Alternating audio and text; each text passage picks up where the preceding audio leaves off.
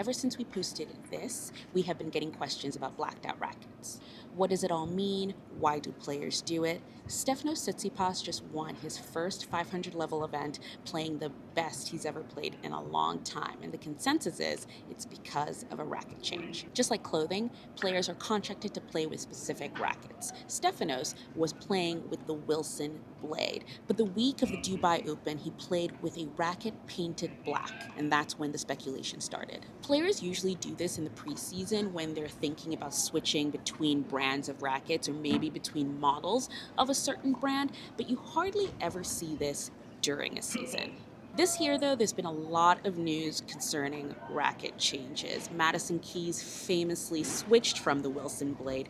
During the Australian Open, she played with a blacked out racket that turned out to be a Yonex and has now officially switched to the brand. In the case of Stefanos, the rumor is he is playing with a Babolat racket, which he might have gotten introduced to by Carlos Alcaraz when they were practicing some time ago.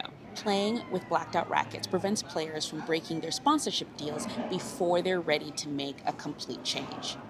In the case of Stefanos, for example, he still had the Wilson logo stenciled onto his racket during the Dubai tournament. But close-ups of the racket while it was being strung shows that this is actually a Babolat arrow. On the other side of this trend, they are players that paint their racket to look like something it is not. For example, you could be playing with a Wilson blade painted to look like a Clash. This helps brands promote new styles of rackets without a player actually switching to that racket so they can keep consistency in their equipment. But sometimes players actually paint their rackets to look like something they are not. A very popular case of this was back in the day when Andre Agassi was signed to the brand Donné.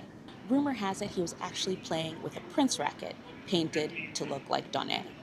This is a trend that will continue in tennis as more and more players get comfortable with experimenting with the equipment they use.